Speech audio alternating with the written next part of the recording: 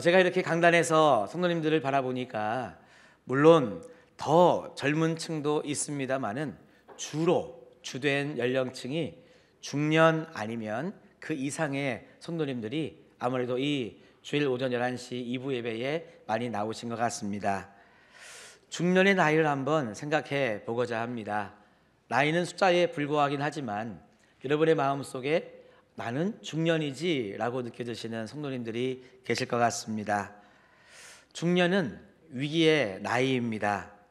직장에서는 정리해고 또는 명예퇴직을 앞둔 불안한 그런 순간일 수 있습니다. 또 가정에서는 반항하는 10대 아니면 내 마음대로 살기 원하는 20대의 자녀들이 있는 그런 가정일 수 있습니다. 복잡 다양한 갈등의 상황 속에서 부부관계 또한 예전 같지 않음을 감지하는 시기가 역시 중년의 시기입니다. 하여튼 달리고 있어요. 하여튼 앞을 보고 달려가고 있는데 내가 도대체 어디로 달려가고 있는지, 누구랑 뛰고 있는지, 나보다 누구는 앞에 갔고 누구는 뒤에 있고 누구는 아예 포기해 버렸는지 참 생각하기 어려운 상황 속에 어찌됐든 뛰고는 있습니다. 그런데 지치죠. 힘들죠. 어렵죠. 이와 같은 느낌이 있는 시기가 중년의 시기라고 생각이 됩니다. 중년이 되면 여러분 몸의 매력도 많이 사라집니다.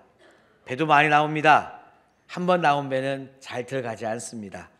그리고 여성들은요, 또 여성들만의 또 상황 속에 또 갱년기가 되면 여러 가지 몸의 변화를 느끼면서 참 어려움을 느끼게 됩니다.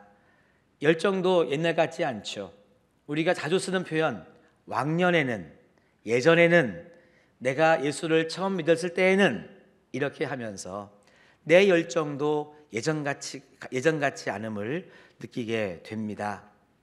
그렇기 때문에 인생의 길은 물론이거니와 우리 믿음의 삶도 불안을 느끼는 시기가 중년의 시기입니다. 그래서 이 불안함을 감추기 위해 때로는 과도하게 화를 내기도 하고요. 또는 아예 입을 딱 닫고 조용히 침묵을 하기도 합니다. 그렇기 때문에 우울증이 이 중년의 시기에 많이 찾아옵니다. 그러면 이 자리에 내가 중년이라고 느끼는 성도님들만 그러느냐? 그렇지 않습니다. 이미 아침 9시에 중고등부 예배를 드리고 집에 돌아간 청소년들도 마찬가지고요. 이 예배가 끝나고 나면 모이게 될 청년부의 청년들도 마찬가지고 또 나이 지긋하게 이렇게 드신 우리 노년의 성도님들도 이 불안이라고 하는 것은 느끼기에 위기라고 하는 것을 느끼기는 매한 가지라고 하는 것입니다. 다시 말하면 결국 우리 전 인생에 걸쳐서 위기라든지 불안은 늘 다가온다는 것입니다. 저는 궁금하네요. 우리 성도님들은 이렇게 인생의 위기나 불안감을 느낄 때 어떻게 하십니까? 일단 신앙적인 내용을 잠시 떠나보았을 때 운동하시는 분들이 계십니다. 나중에 내가 더 잘 걸을 수 있어야 삶을 즐기지 하고 이렇게 운동을 하시는 분도 계세요. 근데 운동을 하면 여러분 다시 젊어집니까? 그렇지 않죠. 하는 것도 힘들다 보니까 운동에 대하여 작심삼일이 되는 경우가 많이 있습니다. 또 누구를 만나서 밥도 먹고 차도 마시면서 이렇게 막 이야기를 하면 내 마음이 좀 위로받고 풀릴 것 같은데 사실 그렇지 않습니다. 우리 그런 거 잘하잖아요. 막 3시간 4시간 전화통화하고 만나서 이 얘기해 놓고 아이고 내일 또 만나서 얘기하자, 다음에 또 만나? 이렇게 얘기하고 돌아서는 여러분들의 마음은 어떠십니까? 사실 신나게 얘기는 했어요. 그런데 결국 수박 겉핥기 같은 그냥 그런 이야기만 하고 돌아서다 보니까 정작 내 아픈 마음, 내 외로운 마음은 나누지 못하고 그대로일 때가 참 많이 있습니다. 취미생활, 일, 무엇인가를 배운다 하는 것도 잠시 위로는 될 수 있으나 이것이 근본적인 위기 해결, 불안 해결의 방법은 될 수 없습니다. 이런 걸 하다 보면은요, 경제적으로도 여러분 많은 비용이 들어갑니다. 그러다 보면 결국 경제적인 생각을 해서 그만두는 경우도 허다합니다. 그렇기 때문에 지난주에 나누었던 이 사랑 이야기의 비전, 지나온 100년을 감사하며 새로운 100년을 향한 이 사랑 이야기의 목회의 비전은 위기 그리고 불안한 삶을 살아가는 오늘 우리 모든 성도님들께 탁월한 해결책이자 여러분들에게 소망이 되는 비전이 될 줄로 믿습니다. 저는 그래서 확신하고 있습니다. 이 자리에 모이신 연령대가 다양하고 삶의 여건이 다양한 그 어떤 성도님들의 삶이라 할지라도 이 사랑 이야기는요, 단순한 방법론이 아니라 원리이기 때문에, 여러분, 신앙의 본질이기 때문에 이것을 붙잡으면 우리의 삶에 소망이 있고 하나님이 원하시는 그 마음을 느끼게 될 줄로 믿습니다. 저는 그래서 이 사랑 이야기의 목회 비전을 가지고 여러분들과 함께하게 된 것이 얼마나 감사한지 모릅니다. 이 사랑 이야기 목회 비전이 우리 교회에 이루어질 때 우리 흥해제일교회는 구체적으로 하나님 사랑, 서로 사랑, 이웃 사랑으로 우리 교회가 굳건하게 세워질 것이다 라고 하는 믿음의 확신이 저에게 있습니다. 그래서 오늘은요, 이와 같은 목회 비전이 이루어지는 우리 흥해제일교회를 상상하면서 마치 예전에 박정희 대통령께서 경제개발 몇 개년 계획 이런 거 말씀하셨던 것처럼 저는 이와 같은 목회 비전을 이루어 가고자 올해 첫 해로 하나님 사랑에 집중을 하고 싶습니다. 신앙의 본질 그리고 사랑 이야기 원리 중에 가장 중요한 것은 뭐냐면, 저를 따라 하실까요? 하나님 사랑을 충만히 받는 것. 그렇습니다. 우리 신앙생활의 본질은 다른 데 있지 않습니다. 하나님의 사랑을 충만히 받는 우리들의 신앙생활이 될 때 우리는요, 감사하고 기쁘고 즐거운 마음으로 신앙생활을 할 수 있는 것입니다. 자, 그러면 한번 우리 옆에 계신 분들에게 이런 질문을 해보도록 하겠습니다. 자, 저를 따라 하시면서 옆에 계신 분들에게 질문하는 거예요. 어떻게 하면 하나님 사랑을 받을 수 있습니까? 자, 한 번 더 질문해 볼까요? 하나님 사랑을 충만히 받는 것이 왜 중요합니까? 네, 이렇게 서로 질문을 하다 보면 더 말씀에 집중도 되고 더 주목하게 됩니다. 질문의 좋은 효과입니다. 왜 하나님 사랑을 받는 것이, 충만히 받는 것이 중요할까? 예수님이 탄생하시기 전 그리스 로마 시대에는요, 사랑은 단 두 가지밖에 없었습니다. 하나는 필리아 사랑이었고 또 다른 하나는 에로스 사랑이었습니다. 그 예로 이 라파엘의 아테네 학당이라고 하는 그림이 있습니다. 아마 화면에 그림이 나타날 텐데요, 이 그림의 중앙에 보면 두 사람이 있는데 한 사람은 아리스토텔레스고 또 다른 한 사람은 플라톤입니다. 이 두 사람이 손을 이렇게 들어서 어딘가를 가리키고 있어요. 파란색 옷을 입은 양반이 아리스토텔레스입니다. 이 사람의 손끝은 이렇게 앞을 향하고 있는데 이 손끝이 의미하는 건 뭐냐면 사랑입니다. 그래서 아리스토텔레스의 손끝이 가리키는 사랑은 뭐냐면 필리아 사랑입니다. 우리 친구 간의 우정 또는 가족 간의 사랑 같은 사람과 사람이 할 수 있는 그런 좋은 사랑의 이 모습들을 통틀어서 필리아 사랑을 의미하고 있습니다. 그러면 또 다른 빨간 옷을 입은 사람, 이 플라톤은요, 이 위를 향해서 손을 이렇게 들고 있습니다. 그러면 플라톤이 가리키는 손끝, 이 사랑은 무엇일까? 이것은 에로스 사랑입니다. 에로스 사랑이라고 이야기하면 흔히 우리가 육체적인 사랑만을 생각하는데요, 당시에 그리스 로마 사람들은 에로스 사랑을 하면 이것은 아름다운 사랑을 의미했던 것입니다. 그러면 뭐가 가장 아름다운가? 그것은 우리가 믿는 신, 우리가 뭔가 바라고 있는 신, 내가 알기 원하고 경험하기 원하는 신, 이 신이 가장 아름다운 존재라고 그들은 생각을 했다는 것이죠. 그래서 이 에로스 사랑은 뭐냐면 그 손끝이 하늘을 향해서 이렇게 가리키고 있듯이 가장 아름다운 신을 갈망하고 그 신을 뭔가 알기 원하고 경험하기 원하는 그 사랑이 바로 에로스 사랑이라고 하는 것입니다. 그렇기 때문에 누구는 이 앞을 향해서 서로를 사람을 가리키면서 필리아 사랑을, 누구는 하늘을 가리키면서 에로스 사랑을 이야기했습니다. 당시에는 예수님이 오시기 전에는 이 두 가지만 딱 존재했다는 거예요. 근데 예수님께서 2000년 전에 이 땅에 오셔서 예수님도 마치 그들처럼 사랑에 대하여 말씀을 하셨습니다. 그런데 예수님께서 외친 사랑은 무엇이냐? 예수님이 말씀하신 사랑은 필리아도 아니고 에로스도 아니었습니다. 한번 따라 하실까요? 아가페 사랑. 한 번 더, 아가페 사랑. 그렇습니다. 예수님이 2000년 전에 이 땅에 오셔서 선포한 것은 바로 아가페의 사랑이었습니다. 그렇죠.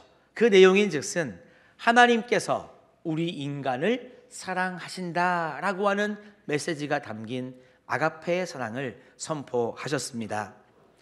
예수님이 오시기 전까지는요, 인간이 뭔가 신을 사랑한다고 하는 생각 속에 가장 아름다운 신을 갈망하고 바라는 마음으로 인간이 신을 사랑한다는 개념 속에 에로스 사랑이 존재했는데, 예수님이 땅에 오신 다음부터는 그 사랑의 개념이 더 넓어졌습니다. 확장되었습니다. 더 위대해졌습니다. 왜냐하면 천지의 창조자이시자 전능하신 사랑의 하나님께서 우리 인간을 사랑하신다고 하는 이 아가페의 사랑이 선포되었기 때문입니다. 게다가 여러분, 뭐가 더 위대한 것이냐? 하나님께서 우리 인간을 사랑하시는데 조건 없이 무제한적으로 우리를 사랑해 주신다는 그 사랑의 선포가 바로 예수님의 아가페 사랑의 선포였기 때문입니다. 오늘 주시는 말씀을 통해 그것을 우리가 잘 알 수 있습니다. 오늘 주시는 말씀 마가복음 1장 11절 말씀에 보면 이런 말씀이 나와 있는데요, 제가 동그라미 1번, 2번을 한번 쳐봤습니다. 먼저 하늘로부터 소리가 나기를 첫 번째에 말씀이 들려집니다. 자, 1번을 같이 읽어보겠습니다. 시작. 너는 내 사랑하는 아들이라. 그렇습니다. 하늘로부터 하나님께서 우리 인간에게, 사람들에게 말씀이 주어지는데 너는 내 사랑하는 아들이다 라고 하는 그 정말 축복의 음성이 들려지는 것입니다.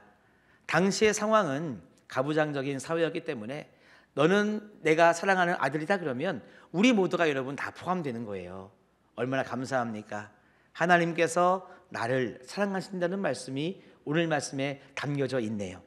게다가 동그라미 2번의 말씀을 보면 여기에 숨겨진 하나님의 마음이 담겨져 있습니다. 자, 2번을 읽으실 때에는요, 괄호 안에 있는 하나님의 마음까지도 우리가 한번 이해하면서 읽어봤으면 좋겠습니다. 자, 시작. 너를 존재 자체로 기뻐하노라. 아멘. 그렇습니다. 하나님이 우리를 사랑하시는데 우리의 존재 자체로 우리를 사랑하신다고 하는 그 주님의 사랑, 하나님의 사랑의 마음이 오늘 주시는 말씀 속에 담겨져 있다는 것입니다. 이 사랑의 표현으로 사실 하나님의 자녀가 되기에는 부족하고 자격이 없는 우리들을 구원하사 하나님의 자녀로 삼아주신 그 모습만 보아도 얼마나 하나님께서 우리를 사랑하시는지, 이것저것 따지지 않고 조건 붙이지 않고 얼마나 우리를 존재 자체로 사랑해 주시는지 우리는 하나님의 마음을 느낄 수 있습니다. 예전에 극한직업이라고 하는 영화가 있었죠. 그 영화가 이렇게 상영됐던 시절에 유행했던 이 말이 있습니다. 그것을 잠깐 패러디해 본다면, 지금까지 이런 사랑은 없었다. 이것이 에로스인가 필리아인가 뭐 이렇게 좀 할 수 있는데 땡, 아니죠. 하나님 사랑은 아가페 사랑인 것입니다. 그러면 아가페 사랑이 뭐냐? 아가페 사랑은 조건 없는 사랑, 무한한 사랑. 그래서 성경은 우리들에게 증거합니다. 하나님은 사랑이신데 하나님은 아가페 사랑이시다. 그리고 예수님은 그 아가페 사랑을 살아내신 분이다. 지난주에 보았습니다마는 배신하려고 키스했던 그 가룟 유다까지도 더 큰 넉넉한 끝까지 사랑하시는 그 예수님의 사랑의 입맞춤은 그 가룟 유다의 입맞춤을 덮을 수 있었습니다. 예수님은 이 사랑을, 아가페 사랑을 살아내신 분이시죠. 그리고 성령님은 그 아가페 사랑을 우리로 하여금 알게 하시고 깨닫게 하시고 맛보게 하시고 느끼게 하셔서 사랑하며 살아갈 수 있도록 도와주시는 분이 성령님이십니다. 그래서 성경에 보면 요한일서 4장 8절입니다. 하나님은 사랑이심이라. 요한복음 13장 1절의 말씀입니다. 예수께서 사랑하시되 끝까지 사랑하시니라. 요한복음 14장 26절의 말씀입니다. 보혜사 성령 그가 가르치고 생각나게 하시리라.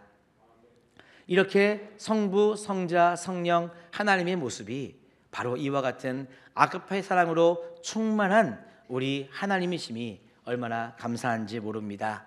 그런데 우리가 이것과 아울러서 또 주목해야 될 한 가지 사실이 있습니다. 그것은 뭐냐면요, 이 아가페 사랑이라고 하는 것은 하나님으로부터만 받을 수 있는 사랑이라는 것입니다. 요한일서 4장 10절에 보니까 이것을 우리들에게 알려주고 있습니다. 한번 우리가 이 말씀을 다 같이 우리 봉독해 보실까요? 사랑은 여기 있으니 우리가 하나님을 사랑한 것이 아니요 하나님이 우리를 사랑하사 우리 죄를 속하기 위하여 화목제물로 그 아들을 보내셨습니다. 아멘. 그렇습니다. 우리가 하나님을 아가페한 것이 아니고 하나님이 우리를 아가페해 주신 것이죠. 이 말씀은 세 가지의 깨달음을 줍니다. 하나는 하나님은 아가페 사랑이시라는 것, 말씀 그대로. 또 하나는요, 그러므로 우리 안에는 아가페 사랑이 없다는 걸 우리가 깨달을 수 있습니다. 또 한 가지는 그래서 하나님께서는 우리들에게 없는 이 아가페 사랑을 우리들에게 하늘로부터 충만히 부어주시면서 계속해서 부어주시기를 원하시는 분이라는 것을 우리가 깨달아 알 수 있다는 것이죠. 우리 사랑하는 성도 여러분, 가만히 우리들의 모습을 돌아보면 우리는요, 본성적으로 아가페 사랑을 할 수 없음을 깨닫습니다. 사실 우리가 아는 사랑은 결국 조건부 사랑밖에 되지 않습니다. 예를 들어서 부부가 서로 사랑해서 만나 결혼했다고 하는데 부부의 여러분 모습을 봐도요, 결국 각자들의 욕구를 채우기 위해서 결혼한 것입니다. 함께 하고 싶은 마음이 크니까 결혼까지 한 거고요, 뭔가 상대방을 소유하고 싶은 마음도 있으니까 결혼까지 한 거고요, 거기에 성적인 욕구도 있을 수 있고 여러 가지 집안 배경이 있을 수 있습니다. 가만히 보면 부부의 관계도 아가페라고 말할 수는 없고 결국 들여다보면 조건부적인 사랑일 수밖에 없는 것이 우리들의 현실입니다. 자녀들을 향한 부모님의 사랑이 참 내리사랑이라고 이야기하죠. 그럼에도 불구하고 자녀에 대한 사랑도 가만히 우리가 살펴보면 이것이 본질적으로는 조건부적인 사랑이라고 밖에는 말할 수 없습니다. 왜냐? 여러분들이 정말 자녀들을 사랑하신다면 자녀들을요, 있는 모습 그대로 받아주고 사랑해야 되는 거 아니겠습니까? 그런데 여러분 이제까지 살아오시면서 아이들에게 소리 한번 안 질러보셨나요? 맴매 한번 안 해보셨나요? 윽박 한번 여러분 안 질러보셨나요? 분명히 우리들에게는 그런 게 있습니다. 부모의 기준으로 볼 때 자녀가 그 내 기준에 어긋나면 우리는 야단쳤습니다. 혼냈습니다. 그리고 내가 못다 이룬 꿈을 이루려고 자녀들을 푸시했습니다. 뭐 학업의 현장으로, 무엇을 배우는 현장으로 이건 해야 되고 이건 하면 안 되고, 성령의 기준이 아니라 결국 나의 기준으로 자녀들을 대하면서 내 기준에 합당할 때 잘했다 칭찬했고 내 기준에 부합할 때에는 혼돈내고 여러분 자녀들을 미워했던 게 솔직한 우리들의 모습입니다. 여러분 지금도 혹시 이미 장성해버린 자녀들을 향해서 서운한 마음이나 아니면 화가 나는 마음 가지고 계시는 분 계십니까? 왜 그럴까요? 이미 장성해버린 자녀들이 내가 원하는 대로 살아주지 않으니까, 내가 바라는 것을 해주지 않으니까 여러분 서운하고 화가 나지 않습니까? 그렇기 때문에 가만히 보면 모든 사람은요, 조건 있는 사랑을 할 수밖에 없다는 것입니다. 우리의 사랑은 그래서 유한한 사랑이요, 더 노골적으로 말하면 자기중심적인 사랑, 이기적인 사랑을 우리는 하며 살아가고 있는 거죠. 그래서 우리 사람은 늘 사랑에 목말라 하고 있습니다. 제가 가만히 생각해 보면은요, 당신은 사랑받기 위해 태어난 사람, 이 찬양이 이 교회를 넘어서서 왜 전 국민의 사랑받는 참 노래같이 되었을까? 결국 뒤집어 보면 누구나 다 사랑받고 싶어하고 누구나 다 사랑해 여러분 이 목말라 하고 있기 때문에 당신은 사랑받기 위해 태어난 사람이라고 정말 당신을 향해 사랑이 있다고 해주는 그 노래 속에 다 감동받고 말이죠. 할렐루야 할렐루야 아멘을 못해서 그렇지 다 여러분 그 찬양에 환호하고 있는 것입니다. 그래서 결국 인간의 결핍 중에 가장 큰 결핍은 사랑의 결핍입니다. 그래서 여러분 조건 없는 사랑, 무한대의 사랑을 우리는 할 수 없는데 우리도 무한적인 사랑, 조건 없는 사랑을 할 수 있는 단 한 가지의 방법이 있습니다. 그게 무엇이냐? 따라합시다. 하나님 사랑을 충만히 받으면 나도 할 수 있다. 맞습니다. 여러분, 내 스스로는요, 조건 있는 사랑밖에는 할 수 없는데 우리가 하나님의 사랑을 충만히 받으면 그 아가페의 사랑을 충만하게 채움받고 또 채워지고 가득 여러분 정말 충만한 데까지 채워지면 우리도 아가페의 사랑을 할 수 있습니다. 사랑하며 살아갈 수 있다는 말씀인 것이죠. 이와 같이 우리들의 본질을 알려주는 성경의 말씀이 있습니다. 에덴 동산에서 살았던 원래의 인간은 여러분 어떤 존재였나요? 창세기 2장 7절 말씀에 보면 이렇게 말씀에 나와 있습니다. 여호와 하나님이 땅의 흙으로 사람을 지으시고 생기, 루하흐라고 하는 히브리어 단어인데 영이라는 뜻이 있습니다. 생기를 그 코에 불어넣으시니 사람이 생명이 된지라. 다시 말하면 하나님은 영이신데 하나님께서 흙으로 사람을 만드시고 그 사람의 코에 당신의 영을, 하나님의 영을 불어넣어서 나누어서 주시니 사람이 생령, 살아있는 존재가 되었다는 말씀입니다. 그래서 여러분 태초의 아담은 에덴 동산에서의 첫사람은요 하나님의 영을 그렇게 나눔 받아서 영이신 하나님과 영을 가진 내가 에덴 동산에서 하나님과 함께 동산을 거닐고 하나님의 사랑도 듬뿍 받으면서 나도 하나님을 그렇게 사랑하며 살아갔던 그 아름다움이 있는 아가페가 있는 곳이 바로 에덴 동산이었습니다. 그런데 아담과 하와가 선악과를 따먹고 인간 안에 철저한 자기중심적인 이기적인 자아가 생겨버린 다음부터는요 이제 하나님의 영이 중요해지지 않았습니다. 뭐가 중요해졌느냐? 내 입장이 중요한 거예요. 내 생각이 중요한 거예요. 나의 욕망과 나의 욕심이 여러분 중요해진 삶이 되고 말았습니다. 이것을 이야기하는 성경 구절이 있습니다. 창세기 3장 23절 말씀에 보니까 여호와 하나님이 에덴 동산에서 그를 내보내어 그의 근원이 된 땅을 갈게 하시니라. 이렇게 말씀에 나와 있습니다. 그의 근원이 된 땅은 흙이죠. 우리가 농사 지을 때 흙을 여러분 파고 말 그대로 농사를 짓지 않습니까? 나의 근원이 된 흙을 이제는 그 땅을 갈면서 살아야만 되는 우리의 인생이 되어버렸습니다. 그러면서 땅을 갈게 하시니라 할 때에 사용된 이 오베드 아다마라고 하는 여러분 이 단어는요 이기적인 자라고 하는 뜻을 가지고 있습니다. 그러니까 나는 이제 나의 근원이 된 땅, 나 자신을 갈면서 여러분 살아갈 수밖에 없는 존재가 되었다는 거예요. 그래서 창세기 4장 2절에 보니까 이 오베드 아다마 그의 근원이 된 땅을 갈게 하시니라. 자기 자신을 갈게 하고 이기적으로 살아갈 수밖에 없는 존재가 또 어떤 존재나 성경에 나오는데요 4장 2절 말씀에 보니까 이 가인을 이야기할 때 오베드 아다마가 사용되었습니다. 아벨은 양치는 자, 로호온이라는 히브리어가 쓰여졌는데 뜻은 생명 있는 것을 섬기는 자였습니다. 그러니까 아벨은 생명 있는 자를 섬김의 삶을 살던 사람이었고요. 가인은 농사하는 자, 이때 오베이드 아다마가 사용됐는데 이기적인 자라는 뜻이 여기 담겨져 있습니다. 가인은 농사를 지으면서 자기 자신을 갈면서 오직 나를 위해서, 내가 먹고 사는 것만을 위해서, 나의 유익만을 위해서 이기적으로 살아가는 사람의 대표로 가인이 등장하는 것입니다. 그래서 여러분, 하나님은 생명을 섬기면서 살아가는 아벨의 제사는 기쁘게 받으시고, 이기적으로 자기만을 위해서 살아갔던 가인의 제사는 받지 않으신 것입니다.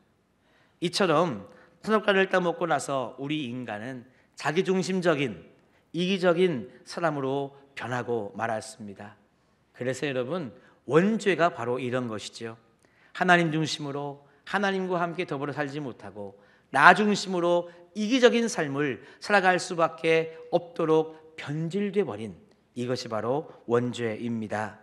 그렇기 때문에 하나님께서 불어넣어 주신 하나님의 영은 작아지고 위축되고 위축돼서 하나님이 기뻐하시는 삶으로 여러분, 우리가 살기에는 너무 지쳐버린 우리의 인생이 되고 말았습니다. 그래서 계속 여러분, 우리가 이 나 중심적으로만 살아가면은요, 결국 우리 인간은 죄의 열매를 맺을 수밖에 없는 겁니다. 로마서 1장 29절부터 이 뒤에 보면 죄의 열매가 등장합니다. 불의, 추악, 탐욕, 악의, 시기, 살인, 분쟁, 사기, 악독, 수근수근, 비방, 미움, 능욕, 교만, 악을 도모하고 부모를 거역하고 우매하고 무자비한, 더 많은 이와 같은 여러분 죄의 열매를 맺으며 살아가는 것이 안타까운 우리들의 현실입니다. 그래서 아무것도 없는 평상시에도 우리의 마음은 불안하고요, 우울하고요, 또 화가 이렇게 올라와 있는 삶을 삽니다. 그러다가 내 인생에 위기가 닥쳐오면 그것으로 인해서 몸의 질병도, 마음의 병도, 중독이나 범죄에도 빠지는 것이 우리 인간의 현존의 모습입니다. 그렇기 때문에 여러분, 오늘 주시는 하나님의 말씀은 우리들에게 소망이 되고 희망이 됩니다. 하나님의 사랑을 충만히 받으면 내 안에 하나님의 영이 충만해집니다. 태초에 하나님께서 사람을 지으실 때에 당신의 영을 불어넣어서 하나님과 함께 대화하며 사랑하며 거닐며 살게 불어넣었던 그 하나님의 영이 여러분, 하나님의 사랑을 충만히 받을 때 무한하고도 조건 없으신 그 하나님의 아가페 사랑을 우리가 받을 때, 채워질 때에 우리의 영도 살아나는 줄로 믿습니다. 여러분, 그래서 내 중심적이 아니라 하나님 사랑, 하나님의 영으로 충만한 삶을 살아가게 되면 우리는 자연스럽게 성령의 열매도 맺어지게 되는 것이죠. 사랑과 희락과 화평과 오래 참음과 자비와 양성과 충성과 온유와 절제의 열매를 우리는 맺으며 살아갈 수 있습니다. 하나님 사랑을 받으면 평상시에도요, 기쁘고 즐겁고 보람 있고 자족하면서 여러분 살아갈 수 있어요. 그런데 결정적으로 인생에 위기가 오고 어려운 일을 닥쳤을 때 하나님 사랑으로 충만한 사람은요, 그것을 이겨낼 수 있습니다. 이겨낼 힘이 여러분 평상시에 축적되어 있다가 이것을 사용할 수 있습니다. 이것을 우리는 임파워링이라고 이야기합니다. 그리고 또 어려운 일이 닥칠 때마다 그것을 넘어설 수 있는 지혜도 생기고 오히려 우리의 마음속에 넉넉함과 여유가 생깁니다. 그리고 하나님께서 적절한 만남의 축복을 통해서 그것을 넘어서게 하십니다. 돌파하게 하시는 거죠. 브렉스로우입니다. 하나님께서는 위기와 어려움 속에 우리를 넘어지게 하지 아니하시고 그것을 넘어설 수 있는 축복을, 하나님의 사랑을 충만히 받는 그 자리로부터 시작해 주시는 줄로 믿습니다. 저는 그래서 이렇게 여러분들에게 선포하고 싶습니다. 우리 중에 누구 한 명도 예외가 없습니다. 저도 마찬가지요, 성도님들도 마찬가지입니다. 우리 모두는 하나님의 사랑을 충만히 받아야 될 줄로 믿습니다. 우리 모두는요, 하나님 사랑을 받을 때에 위기가 기회로 바뀌고 하나님 사랑을 받을 때에 여러분 우리의 삶은 다시금 태초의 모습, 하나님께서 우리를 보실 때 좋았다라 말씀하셨던 하나님의 영으로 우리가 충만해져서 하나님과 함께 대화하고 교제하며 동행하며 거닐며 사랑하며 사랑받는 정말 여러분 행복한 관계로 우리의 삶이 바뀔 수 있습니다. 사랑하는 성도 여러분, 얼마나 힘드십니까? 얼마나 이 관계가 또 피곤하십니까? 얼마나 몸과 마음이 지쳐 있으십니까? 우리가 이렇게 인생의 삶을 살면서 힘든 이유는 이 세상 사람들이, 나를 둘러싼 사람들이 다 이기적이기 때문입니다. 다 자기만 생각하니 관계도 피곤하고 여러분 힘든 것이죠. 그렇기 때문에 다시 한번 말씀드립니다. 우리는 하나님의 사랑을 충만히 받아야 되겠습니다. 그러면 우리는 살 수 있고 힘이 나고 용기가 생기고 능력이 생깁니다. 우리의 마음에도 넉넉함과 여유도 생깁니다. 충만한 삶을 살아갈 수 있습니다. 저는 그래서 우리 사랑하는 성도님들이 하나님 사랑을 충만히 받기를 간절히 기도하고 있습니다. 하나님께서 이 비전을 우리들에게 주신 이유, 단순한 여러분 어떤 이 캐치플레이드가 아닙니다. 1년에 한 번 바뀌는 그런 표어가 아닙니다. 여러분들이 하나님 사랑을 충만히 받을 때 믿음 생활도 인생의 길도 하나님 기뻐하신 대로 살아갈 수 있기 때문에 하나님께서 이와 같은 올해의 표어도 주신 줄로 믿습니다. 저는 그래서 여러분들을 기꺼이 초대하고 싶습니다. 하나님의 사랑을 충만히 받을 수 있는 자리에 여러분들을 초대하고 싶어요. 우리가 있는 모든 자리에서도 하나님의 사랑은 임할 수 있으나 특별히 예배하는 자리에서 우리는 하나님의 사랑을 충만히 받을 수 있습니다. 기도하는 자리에서 하나님의 사랑을 충만히 받을 수 있습니다. 왜냐하면 예배하는 자리는요, 영이신 하나님이 임재하시는 자리요, 영이 담겨진 우리가 그 예배의 자리에서 하나님을 예배하기 때문에 하나님의 영과 우리의 영이 만나는 자리가 이 예배의 자리고 기도의 자리이기에 하나님은 그런 자리와 그런 시간을 통해서 하나님의 사랑을 풍성하게 부어 주십니다.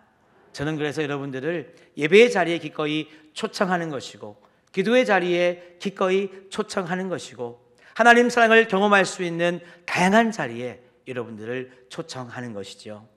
여러분 이렇게 하나님의 사랑을 받으면서 살고 싶지 않으십니까? 앞으로도 우리의 삶 속에 하나님의 사랑을 충만히 받는 우리가 되므로 믿음 생활에 또한 우리의 인생의 길 가운데 하나님의 은혜로 차고 넘치는 넉넉하게 감당하고 이겨나가는 우리 모두의 삶이 되기를 주님의 이름으로 축복합니다.